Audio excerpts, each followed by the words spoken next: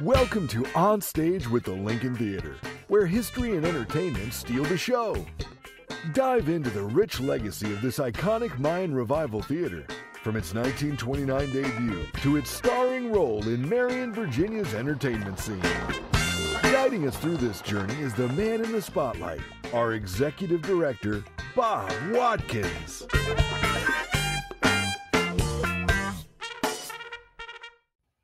You don't have to be on stage to play a vital role at the Lincoln. Learn how an endowment gift supports the future of the arts in the community forever. Welcome back, everyone. Skip Monty, co-host / producer, back in the studio with Lincoln Theater Executive Director, Mr. Bob Watkins. Bob, how's your week been? So far, so good. Yeah, they always are. Always are. That's a positive attitude, and that's great to hear. So, for our listeners who are wondering about this, I know one of the ways that you can support the Lincoln, we've talked about this in other episodes, but is through endowments. Can you support the Lincoln with an endowment, and how does that work?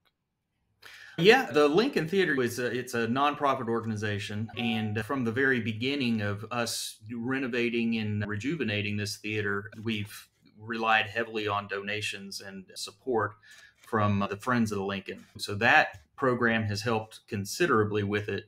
But then there's also that something that if the Lincoln has provided something to some sort of meaning to somebody's life or entertainment, or maybe the first time they went out on a date with somebody long, long ago, they've got that long, warm memory that they've got with the Lincoln, and they just want to give back so we can maintain our legacy in the community. And we also, in turn, retain theirs.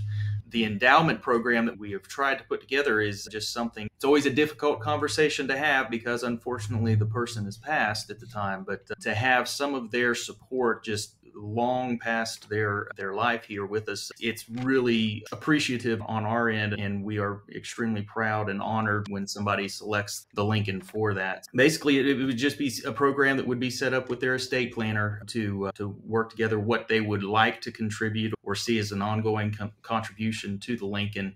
And then they work with our attorneys as well and develop the plan of action that they would like to see with that. And if they want to earmark the money for specific areas of the theater or productions, we can do that to accommodate their wishes as well. Very good. So what are the steps? I know you said you talk with your estate planner and an attorney. Is that the first step in getting this process, or do they would need to contact the Lincoln, contact you? How does that work? They don't necessarily need to reach out to us at all in regards to it. I think everything has pretty much been on their personal side of it with their estate planner or anybody that does their final last will and testament. They go ahead and would work all that stuff together and then develop how they would go ahead and transition those funds to the Lincoln Theater for our performances, operations, and stuff. So you guys really don't get involved until just to receive the gift. But once it's been disclosed to us, then obviously there is the reach out to the individual. If this is pre-planned, then there's the reach out for sure to just express our appreciation and honor to have them consider us and think so highly of us and our operations to do that contribution. But yeah, and there's always the recognition to the family as well via our media content, or in some cases, individuals have asked for it to be left anonymous because they didn't want that focus on them as much as on the theater and what we do here. It's just really it's a impressive honor to receive that type of recognition and thought from the passing patron. And we just really honor whatever wish they have for maintaining their legacy through the Lincoln Theater. Wow. So is there a benefit? I know I used to serve on a community college foundation board, and for our endowment folks that contribute a legacy endowment, that there were certain benefits to that while they're still living, just because they committed to that. Do you guys have a program where they get to come to a show or tickets or anything? Yeah, it's obviously tiered with regards to the endowment, but we would provide free performances up to a number throughout the year for them to go ahead and come to the theater and enjoy the shows and things like that. as well as pre-ticket options. If they wanted to go ahead and purchase tickets before they're to the community, they have first dibs on seats. Naming locations in the theater and getting seats reserved specific for them with names and everything as well are on there. And then also plaques throughout the theater, just so their name is held for sure with everybody to know and see their support. So several different options and things that are provided to them. Very nice. So if I contribute an endowment or commit to it, and then depending on the level, the tiered level of the endowment, I could get a seat with my name on it, and I get to sit in that's my chair, or like a PSL. Absolutely. Wow. And then when somebody says, I don't see your name on it, you can say, yes, right there it is. It's right there. Very cool. Very cool. Now, can I name an endowment in honor of someone else instead of myself?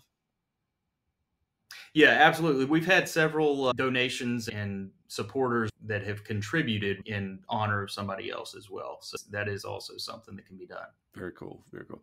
Now, what kind of programs or needs can endowment earnings support?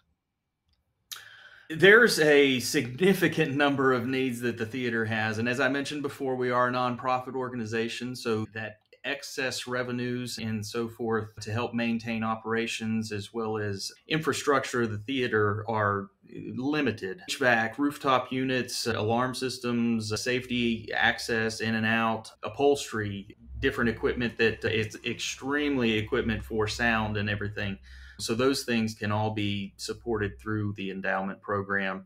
Being more of a larger capital purchase item is one thing that can be supported, because a lot of our performances, being such a small theater, it's the revenue that we generate covers the cost of the performance and bringing that to our area, but it doesn't really give us a significant amount of padding for future expenses and everything. This type of program is one that really contributes to the capital program, to the theater, of maintaining the infrastructure and the facility itself.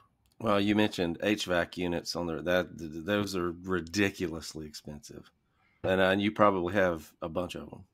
Yep, there's several of them up there, and several of them they are all probably about 20 years old now, because we've been renovated and reopened for 20 years now. So and I know the life expectancy of a unit like that is coming close to an end within 20 years. Yep. Unfortunately. And so for folks that are considering doing an endowment for the Lincoln, and this may be getting too deep in the weeds, but how are the funds managed and invested? Because I know that's part of the deal, is you want those funds to continue to grow. We are working with the financial planners to see where we need to go ahead and contribute and put those so we can continuously grow from those endowments. The Smith County Community Foundation here locally, they do some work that they can help manage and operate the funds for the different endowments and different programs. If we wanted to do scholarship funds or things like that, the Smith County Community Foundation go ahead and manage those funds. Very good. Now, is there a minimum donation required in order to start an endowment? Not that I know of. I don't think there's any minimum donation whatsoever for that program, and pretty much anything is been greatly appreciated for sure. Awesome. For those of our listeners that have an interest in potentially starting an endowment, how can individuals or families learn more about planned giving? They can reach out to me, and then I can go ahead and connect them to different area estate planners here that has worked with individuals giving to the Lincoln. They can go ahead and get all the plans written up for them and take care of it that way. Very good. For our listeners that are having interest, you heard it. Give Bob a call. We'll get the ball rolling, and it's a great investment in the community. And you heard all about what this can do for the theater, does for the community. So I'd like to encourage everybody to give that some consideration.